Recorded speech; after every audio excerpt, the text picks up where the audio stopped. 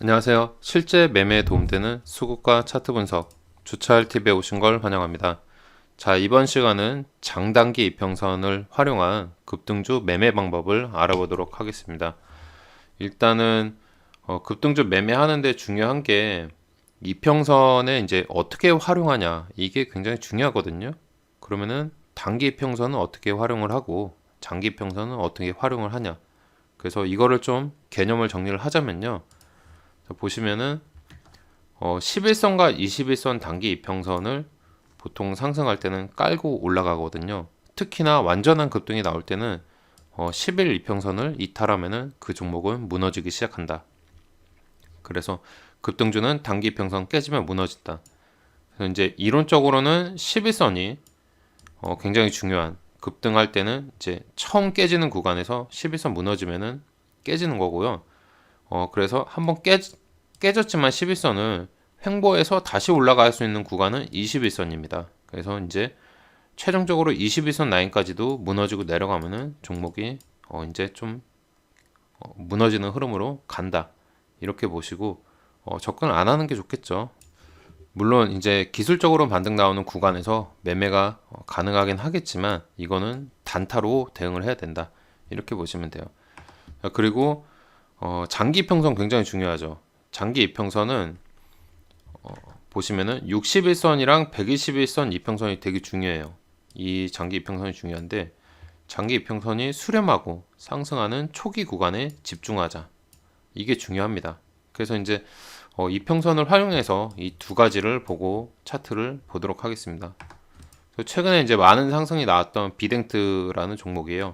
그래서 비덴트라는 종목이 보시면 일전의 초기 구간에서 이렇게 보시면은 11선 라인을 깔고 21선 라인을 이탈하지 않는 흐름 속에서 상승이 나왔다가 결국에는 21선 라인을 이탈하면서부터 하락이 시작됐잖아요. 이렇게 하락이 시작됐고, 그리고 이 이후부터는 이제 중요한 게 61선과 121선이에요.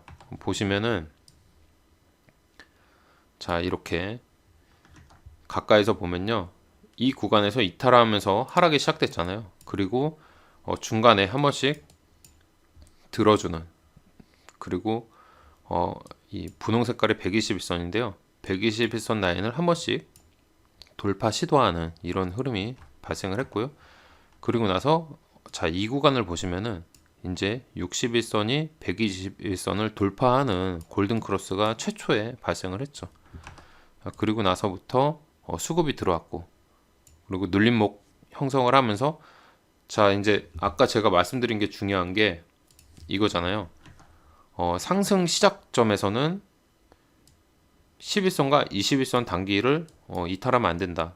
특히 완전한 상승 구간에서는 11선 라인을 이탈하면 안 된다. 이게 중요하다고 말씀드렸죠. 그래서 지금 현재 흐름이 이 구간이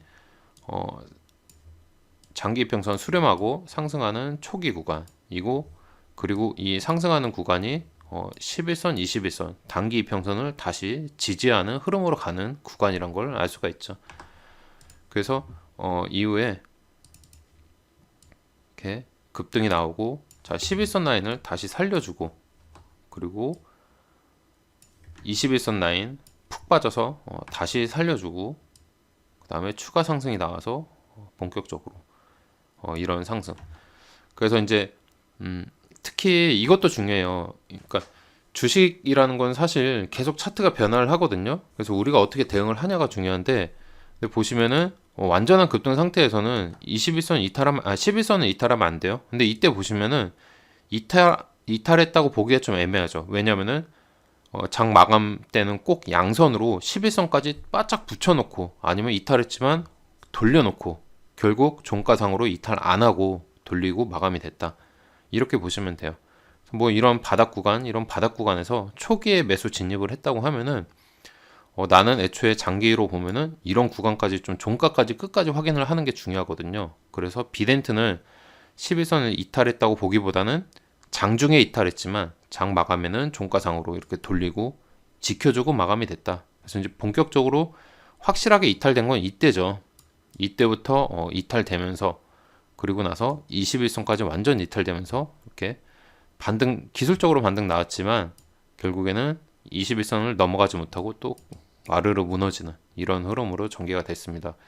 그래서 굉장히 이게 좀 단순하긴 하잖아요. 근데 이제 급등주에서 이게 중요한 매매 원칙이라고 보시면 돼요. 11선, 21선. 특히 완전 급등 때는 11선, 눌림목 때는 21선까지 가능하다. 잠깐 횡보했다가 올라가는 구간은 21선까지 가능하다. 이렇게 보시면 되고, 상승 초기는 60일, 121선, 특히 골든크로스가 나는 구간에 초기 구간에 집중하자. 이렇게 보시면 돼요. 그리고 다음 종목 보시면은 KEC. KEC 같은 경우도 여기 이제 보시면은 21선 라인을 완전히 무너지고 나서부터는 차트가 무너져 내렸죠.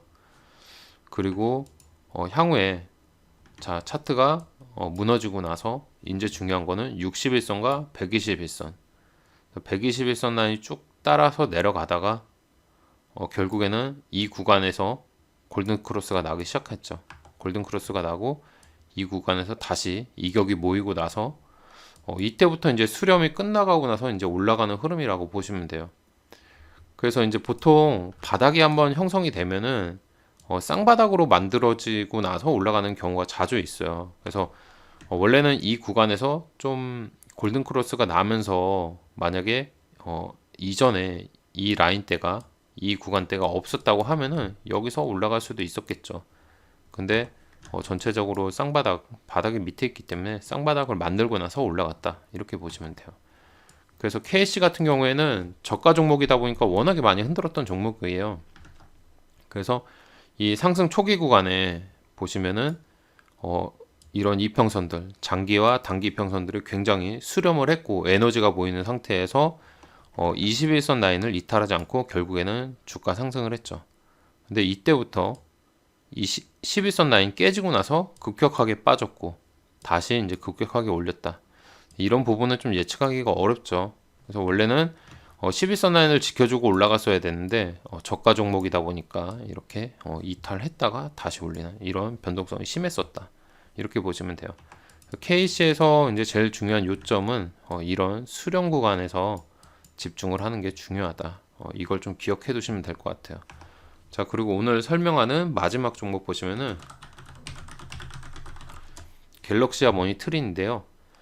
갤럭시아 모니터링 이제 상승하기 초기 구간에 보시면은 이때 이제 21선 라인을 이탈했죠. 21선 라인 이탈하면서 쭉 빠지고 주가가. 근데 이제 빠질 때 보시면은 이렇게 한 번씩 들어준 종목이 있어요. 그러면서 고의적으로 추세 라인을 만드는 종목이 있거든요. 그리고 나서 향후에 보시면은 추세 라인 돌파되고 그리고 이렇게 이제 21선과 11선 라인 이런 이평선들 11선, 21선, 61선, 121선 이런 이격이 좀 많이 모이는 상태에서 추세 라인 돌파가 나왔고 그리고 11선을 지켜주고 상승이 나오기 시작했죠. 그러다 보니까 이제 급격한 이런 상승이 나왔다. 이격도도 주차할 TV에 이런 이격도 목표가까지 충분히 찍었죠. 그래서 이제 이런 패턴들이 있다.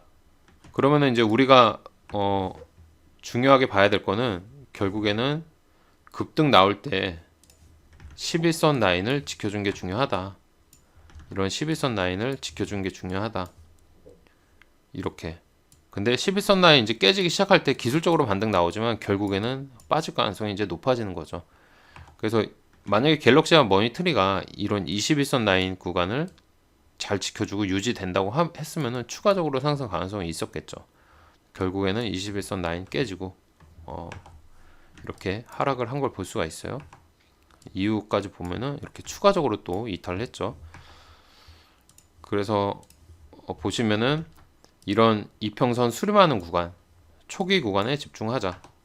그래서 갤럭시와 모니터리도 결국에는 61선, 121선 이 밑으로 빠졌다가 다시 돌리면서 이평선이 수렴하고 올라간 걸 볼 수가 있습니다. 자, 이런 식으로 급등주 매매할 때 좀 적용을 해볼 수가 있어요. 특히 21선 깨지면은 크게 무너질 수가 있다. 그리고 급등 시작 지점에는 11선을 이탈하면 안 된다. 그리고 급등하기 초기 구간에서는 이런 어느 정도 에너지가 모이는 121선, 61선, 골든 크로스가 나는 지점.